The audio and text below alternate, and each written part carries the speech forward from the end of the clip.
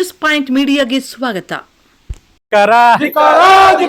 ಬೆಲೆ ಕುಸಿತದಿಂದ ಕಂಗಾಲಾಗಿದ್ದರೂ ರೈತರನ್ನು ಶೋಷಣೆ ಮಾಡಲು ಹೊರಟಿರುವ ಡಿಸಿಸಿ ಬ್ಯಾಂಕ್ ಅಧಿಕಾರಿ ಈ ಕೂಡಲೇ ಗ್ರಾಮೀಣ ಪ್ರದೇಶದ ರೈತರ ಸ್ತ್ರೀಶಕ್ತಿ ಸಾಲ ವಸೂಲಾತಿ ಮುಂದೂಡಲೇಬೇಕು. ಡಿಸಿಸಿ ಬ್ಯಾಂಕ್ನಿಂದ ಬಲವಂತದ ಸಾಲ ವಸೂಲಾತಿ ನಿಲ್ಲಿಸಲು ರೈತ ಸಂಘ ಆಗ್ರಹ, ಉಗ್ರ ಹೋರಾಟದ ಎಚ್ಚರಿಕೆ. ಬೆಲೆ ಕುಸಿತ ಹಾಗೂ ರೋಗ ಬಾಧೆಯಿಂದ ಕಂಗಾಲಾಗಿರುವ ರೈತರು ಮತ್ತು ಸ್ತ್ರೀಶಕ್ತಿ ಸಂಘಗಳ ಸದಸ್ಯರಿಂದ ಡಿಸಿಸಿ ಬ್ಯಾಂಕ್ ಅಧಿಕಾರಿಗಳು ಬಲವಂತವಾಗಿ ಸಾಲ ವಸೂಲಿ ಮಾಡುವುದನ್ನು ತಕ್ಷಣವೇ ನಿಲ್ಲಿಸಬೇಕು ಎಂದು ಆಗ್ರಹಿಸಿ ರಾಜ್ಯ ರೈತ ಸಂಘ ಹಾಗೂ ಹಸಿರು ಸೇನೆ ಪದಾಧಿಕಾರಿಗಳು ಪ್ರತಿಭಟನೆ ನಡೆಸಿ ಅಧಿಕಾರಿಗಳಿಗೆ ಮನವಿ ಸಲ್ಲಿಸಿದರು. ಸಂಕಷ್ಟದಲ್ಲಿ ಕೃಷಿ ವಲಯ. ಸರ್ಕಾರದ ನಿರ್ಲಕ್ಷ್ಯಕ್ಕೆ ಆಕ್ರೋಶ ಪ್ರತಿಭಟನೆಯನ್ನು ಉದ್ದೇಶಿಸಿ ಮಾತನಾಡಿದ ರೈತ ಮುಖಂಡ ಕೆ. ನಾರಾಯಣಗೌಡ, ವರ್ಷವಿಡೀ ಬೆಲೆ ಕುಸಿತ, ನಾನಾ ರೋಗಬಾಧೆ ಹಾಗೂ ಸಾಲದ ಬಾಧೆಯಿಂದ ರೈತರು ಕಷ್ಟಪಡುತ್ತಿರುವುದು ಸಾಮಾನ್ಯವಾಗಿದೆ.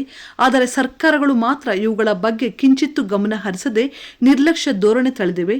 ಇದರಿಂದ ಬೇಸತ್ತ ಅನೇಕ ರೈತರು ಕೃಷಿ ವಲಯವನ್ನೇ ತೊರೆಯುವಂತಹ ಪರಿಸ್ಥಿತಿ ನಿರ್ಮಾಣವಾಗಿದೆ ಎಂದು ಆತಂಕ ವ್ಯಕ್ತಪಡಿಸಿದರು.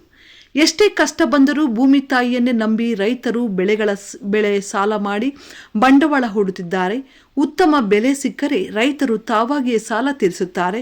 ಆದರೆ ಬೆಳೆ ಮತ್ತು ಬೆಲೆ ಎರಡೂ ಕೈಗೊಟ್ಟಾಗ ದಿಕ್ಕು ತೋಚದಂತಾಗುವ ರೈತರ ಮೇಲೆ ಬ್ಯಾಂಕ್ ಅಧಿಕಾರಿಗಳು ಸಾಲ ವಸೂಲಾತಿಗೆ ಒತ್ತಡ ಹೇರುತ್ತಿರುವುದು ಎಷ್ಟರ ಮಟ್ಟಿಗೆ ಸರಿ ಎಂದು ಅವರು ಪ್ರಶ್ನಿಸಿದರು.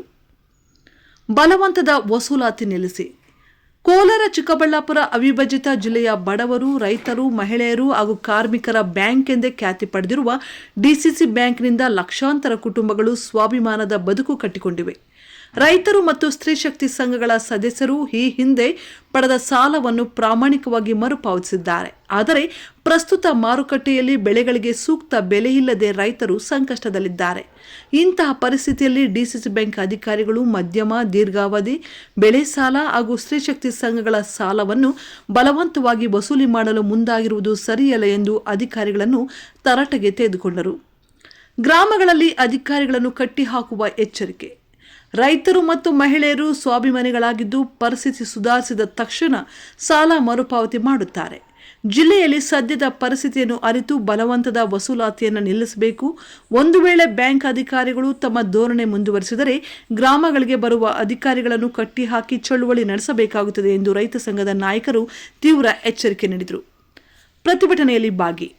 ಈ ಹೋರಾಟ ಮತ್ತು ಮನವಿ ಸಲ್ಲಿಕೆ ಕಾರ್ಯಕ್ರಮದಲ್ಲಿ ರೈತ ಮುಖಂಡರಾದ ನಳಿನಿಗೌಡ, ಈಕಂಬಳ್ಳಿ ಮಂಜುನಾಥ್, ಆನಂದ್, ಆಂಜನಪ್ಪ, ಫಾರೂಕ್ ಸೇರಿದಂತೆ ಹಲವು ಪ್ರಮುಖರು ಹಾಗೂ ಪದಾಧಿಕಾರಿಗಳು ಹಾಜರಿದ್ದರು. ಸ್ವಾಭಿಮಾನದಿಂದ ಬದುಕುತ್ತಿರುವ ರೈತರಿಗೆ ಇವತ್ತು ಬ್ಯಾಂಕ್ ಅಧಿಕಾರಿಗಳು ಸಾಲ ಕಟ್ಟಿಲ್ಲಂತೆ ಅಂತೇಳಿ ಅವರ ಮನೆಗೆ ಬಂದಾಗ ಅವರು ಸ್ವಾಭಿಮಾನಕ್ಕೆ ಅಂಜಿ ಆತ್ಮಹತ್ಯೆ ಮಾಡ್ಕೊಂಡ್ರೆ ಅದಕ್ಕೆ ನೇರ ಕಾರಣ ಯಾರು? ಬ್ಯಾಂಕ್ ಅಧಿಕಾರಿಗಳೇ ಆಗ್ತಾ ಇದ್ದಾರೆ. ನಾವು ಕೇಳ್ತಾ ಇರೋದೇನೆಂದರೆ, ಬೇಡ, ಬಲವಂತದ ಸಾಲ ಬೇಡ, ಬಲವಂತದ ಸಾಲ ವಸೂಲಾತಿ ಬೇಡ ಅಂತ ಹೇಳ್ತಾ ಇದ್ದೀವಿ. 3 ತಿಂಗಳ ಕಾಲ ನೀವು ಸಾಲ ವಸೂಲಾತಿ ಮುಂದೂಡಬೇಕಂತೇಳಿ ಈ MD ಸಾಹೇಬ್ ಖಾನ್ ಅವರಿಗೆ ಹೇಳಿದಾಗ ಅವರು ಆಯಿತು, ನಾವು ಸರ್ಕಾರದ ಮಟ್ಟಕ್ಕೆ ಚರ್ಚೆ ಮಾಡಿ 2 ದಿನಗಳಲ್ಲಿ ನಾವು ಆದೇಶ ಮಾಡ್ತೀವಿ, ರೈತರ ಮತ್ತು ಸ್ತ್ರೀಶಕ್ತಿ ಸಾಲವನ್ನು ವಸೂಲಿ ಮಾಡದಂತೆ ನಾವು ಕ್ರಮ ವಹಿಸಿ ಅಂತೇಳಿ ಭರವಸೆ ಕೊಟ್ಟಿದ್ದೇವೆ.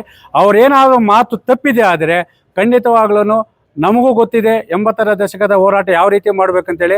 ಗ್ರಾಮೀಣ ಪ್ರದೇಶದ ಸಾಲ ವಸೂಲಾತಿಗೆ ಬರುವಂಥ ಬ್ಯಾಂಕ್ ಅಧಿಕಾರಿಗಳನ್ನು ನಮ್ಮ ಗ್ರಾಮೀಣ ಪ್ರದೇಶಗಳ ರೈತರ ತೋಟಗಳ ಬಳಿ ಕಟ್ಟಾಕುವ ಮುಖಾಂತರ ವಿಭಿನ್ನವಾದ ಹೋರಾಟ ಮಾಡಿ ನಮ್ಮ ನ್ಯಾಯ ಪಡೆದುಕೊಳ್ಳುವ ಎಚ್ಚರಿಕೆಯನ್ನು ಬ್ಯಾಂಕ್ ಅಧಿಕಾರಿಗಳಿಗೆ ನೀಡ್ತಾ ಇದ್ದೀವಿ. ಸಾಲ ವಸೂಲಾತಿಗೆ ಹೋಗ್ತಾ ಇದ್ದಾರೆ, ಅವ್ರನ್ನ ಕರೆಸ್ಬಿಟ್ಟಿದ್ರು, ನಾವು ಇರ್ತೀವಿ ಇಲ್ಲಿ.